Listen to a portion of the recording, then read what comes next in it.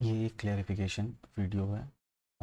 With respect to मैंने एक video डाला था जिसमें मैंने 3 कंट्रोवर्शियल क्वेश्चन के बारे में बात किया है और उसमें एक जो क्वेश्चन है वो है related to Indian flying fox और इसको फ्रूट बैग भी कहा जाता है। हम्म, तो मैंने उस वीडियो में कहा था कि गवर्नमेंट ऑफ इंडिया ने जो है ये नोटिफाई किया है। मेरा ये कहने का मतलब क्या था, मैं ये एक्सप्लेन करना चाहता हूँ इस वीडियो के मीडियम से। देखिए, 2 एक्ट था, ठीक है। एक ये पुराना एक्ट था WPA 1972 और ये है आपका अमेंडमेंट के बाद वाला, अमेंडमेंट वाला। ये लास्ट अपडेटेड ऑन 1 अप्रैल 2023 लिखा हुआ, ठीक है। अब हमें 2-3 चीज़ें देखनी है। पहला तो जो पुराना एक्ट था उसमें सेक्शन 34 कहता है कि vermin means any wild animal specified in schedule 5, ठीक है। इसका मतलब है कि शेड्यूल 5 में जो भी एनिमल मेंशन होंगे, वाइल्ड एनिमल, उनको वर्मिन माना जाएगा, ठीक है। साथ ही साथ सेक्शन 62 में पुराने वाले एक्ट में ये लिखा हुआ था कि गवर्नमेंट ऑफ इंडिया जो है चाहे तो जो है एक नोटिफिकेशन से किसी भी एनिमल को डिक्लेयर कर सकती है एज अ वर्मिन। वो इसलिए किया गया था क्योंकि जब ये एक्ट प्रिपेयर किया जा रहा था तो उस एक्ट के जब ये प्रिपेयर किया तो उस वक्त ये सारी चीज़ें ऐड कर दी थी, ठीक है।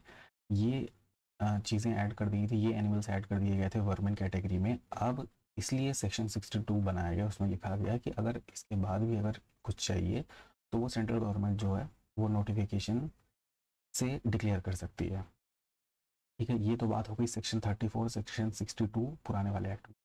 अब नए वाले एक्ट में क्या हो रहा है, नए वाले एक्ट में कहा जा रहा है कि vermin means any wild element जो सेक्शन 62 के अंडर डिक्लेयर होगा।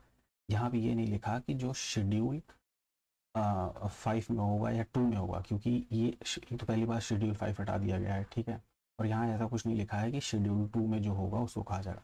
लेकिन जब आप सेक्शन 62 पढ़ेंगे तो उसमें ये लिखा हुआ है कि गवर्नमेंट जो है डिक्लेयर कर सकती है किसी भी वाइल्ड एनिमल को जो कि शेड्यूल 2 में है एज अ वर्मेन, ठीक है। शेड्यूल 2 में एज अ वर्मेन है, उनको डिक्लेयर किया जा सकता है by central government as a vermin. अब बात आती है नोटिफिकेशन की कि क्या नोटिफिकेशन रिलीज़ किया गया। देखिए, इस अमेंडमेंट के बाद कोई नोटिफिकेशन रिलीज़ नहीं हुआ है, बट ये जो इनिशियली जो ऐड किया गया था ये स्टिल इन्फोर्स्ड है। इसको जब तक नोटिफाई नहीं किया जाएगा कि एज जैसे for example fruit bat is will not be consider as a vermin या माइस या रैट जो भी लिखा हुआ है, अगर ये सारी चीज़ें डी नोटिफाई नहीं की गई तब तक ये इन्फोर्स रहेगा। क्यों? क्योंकि 62 में एक लाइन और लिखी थी, यहाँ पे भी वही लाइन लिखी हुई है, so long as such notification is in force. अब इसके लिए कोई सेपरेट नोटिफिकेशन तो नहीं निकला था यहाँ पे, ये एक्ट जब प्रिपेयर हो रहा था तभी यहाँ पे मेंशन कर दिया गया था कि फ्रूट बैट जो है वो शेड्यूल 5 में है और शेड्यूल 5 में सेक्शन 634 के हिसाब से क्या होगा कि वो वर्मिन होंगे। अब ये जब एक्ट प्रिपेयर हुआ था तभी ऐड हुआ था, ये हमें कैसे पता चलता है? यहाँ पे जो देखिए, आप किसी भी एक्ट के बॉटम में देखेंगे तो वहाँ मेंशन रहता है कोई अमेंडमेंट से अगर कुछ ऐड हुआ था। आप देखेंगे कि 136 ये किसी भी अमेंडमेंट से ऐड नहीं हुआ था, यहाँ 2 अमेंडमेंट मेंशनड है। ये दोनों जो है नोटिफिकेशन जो मेंशनड है वो यहाँ पे जो नंबर 2 पे था उसको रिमूव करने के लिए था, नंबर 4 और नंबर 7 को रिमूव करने के लिए था। इन तीनों को रिमूव करने के लिए एक नोटिफिकेशन रिलीज किया गया जिसको इन तीनों को डिनोटिफाई कर दिया गया। लेकिन इन तीनों को जो 1, 3 और 5, 6 है यानी कॉमन क्रो, फ्रूट बैट्स, माइस और रैट, इनको जो है कि अभी तक डिनोटिफाई नहीं किया गया। तो इसीलिए as long as notification is in force, अब यहाँ पे सेपरेट कोई नोटिफिकेशन नहीं था बट ये ऑलरेडी डिक्लेयर थे तो इसलिए इनको नोटिफिकेशन कंसिडर किया जाना चाहिए मेरे हिसाब से। तभी ये अभी भी इन वर्मिंग कैटेगरी है। पहली बात तो ये हो गई।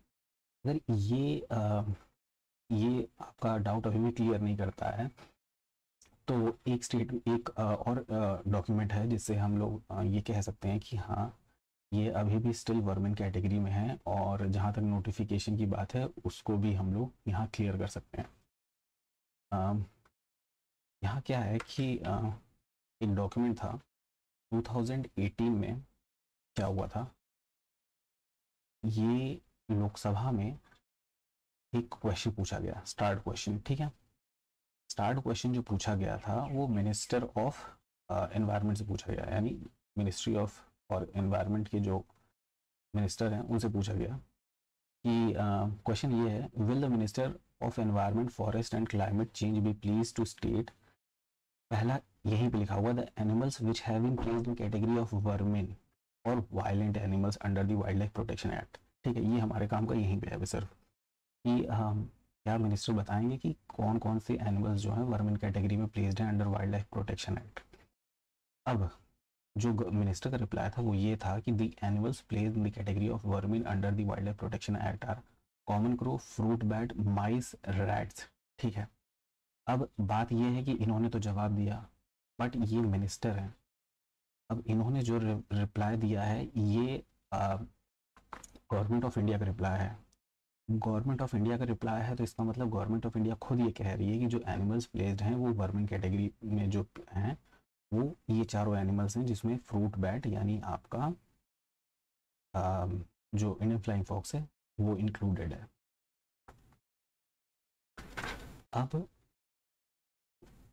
इसी वजह से मैंने ये कहा था कि जो इंडियन फ्लाइंग फॉक्स है वो इस कैटेगरी वर्मिंग कैटेगरी में अभी भी एग्जिस्ट करता है, क्योंकि उसको डीनोटिफाइड नहीं किया गया था जब से वो डिक्लेयर्ड है। और ये डॉक्यूमेंट भी हमें ये बताता है कि वो अभी भी, जो रिप्लाई था मिनिस्टर का, कि अभी भी ये 2018 का है। अब क्योंकि इसके बाद ऐसा कोई मुझे तो नहीं मिला है डॉक्यूमेंट जिसमें ये कहा गया हो कि रिपील कर दिया गया है। और इसी के साथ ही साथ जब मैंने विजन का सॉल्यूशन डॉक्यूमेंट पढ़ा तो उसमें ये लिखा हुआ है कि sorry not vision IAS, clear IAS, clear IAS के डॉक्यूमेंट में वेबसाइट पे लिखा हुआ है कि कुछ स्टेट सेपरेटली इसको जो है वर्मिंग कैटेगरी में डाल के रखे हैं, ठीक है। तो ये जो बात थी यहाँ तक, ये मैं अपने आप को एक्सप्लेन करना चाह रहा था कि मैंने क्यों कहा था कि गवर्नमेंट ने, स्पेशली सेंट्रल गवर्नमेंट ने क्यों जो है उसको नोटिफाई करके रखा है। ये मैंने दो रीज़न आपको दिए। पहले तो मैंने कंपैरिजन आपको दिखाया कि वाइल्ड लाइफ प्रोटेक्शन एक्ट पुराने वाले में और नए वाले में सेक्शन 34 और 62 में क्या डिफरेंस है, और शेड्यूल 5 में कोई भी एनिमल अगर ऐड कर दिया गया है वो सेक्शन 34 के हिसाब से वो एक वर्मिन कहलाएगा, ठीक है। अब क्योंकि उस वक्त तो अमेंडमेंट हो गया था, अब बार बार अमेंडमेंट करके किसी एनिमल को ऐड करना बहुत डिफिकल्ट प्रोसेस है, तो गवर्नमेंट ऑफ इंडिया चाहती थी कि एक सिंपल डिक्लेरेशन से वो ये नोटिफिकेशन से वो कर दे, इसीलिए सेक्शन 62 बनाया गया। और ये सेक्शन 62 जो है पुराने एक्ट में भी था, जिसमें ये कहा गया कि गवर्नमेंट एक जो है नोटिफिकेशन से ही ऐड कर सकेगी, नोटिफिकेशन से ही डिक्लेयर कर देगी कि रिमूव कर सकेगी, ताकि ईज ऑफ प्रोसेस रहे। तो हाँ, ये बात सही है कि 2022 के बाद सेपरेट नोटिफिकेशन नहीं जारी हुआ है, और इस तरीके से मुझे नहीं लगता है कि किसी भी, अगर हम लोग अमेंडमेंट करते हैं तो सेपरेटली हम एक अगेन एक नोटिफिकेशन रिलीज़ करेंगे और बताएंगे कि ये एनिमल्स जो हैं ये किसी वर्मिन कैटेगरी में है या किसी अदर कैटेगरी में है। और हाँ, अगर वो अभी भी प्रेजेंट हैं, अगर उनको रिमूव करना हुआ तो उनको रिमूव करने के लिए हाँ ज़रूर निकलेगा एक नोटिफिकेशन। तो ये जो बात थी ये मेरे हिसाब से मैं आपको बताना चाह रहा था, और उम्मीद करता हूँ कि आपको ठीक लगा होगा, समझ में आया होगा। और देखिए, 100% कुछ भी कहा नहीं जा सकता है कि क्या है क्या नहीं है। मुझे भी जितनी इन्फॉर्मेशन मिली या जितना मैं समझ पाया चीज़ों को मैंने आपको एक्सप्लेन कर दिया है। हो सकता है मैं गलत हो सकता हूँ, और मैं अपने आप को इम्प्रूव कर लूँगा और अपनी गलती मान लूँगा, लेकिन मुझे इन सारी इन्फॉर्मेशन को देख के जो समझ में आया मैंने आपको वो बताया है। और इसी के साथ मैं इस वीडियो को यहाँ पे एंड करता हूँ। अगर आप चाहें तो इस वीडियो को शेयर कर सकते हैं और लाइक कर सकते हैं। धन्यवाद।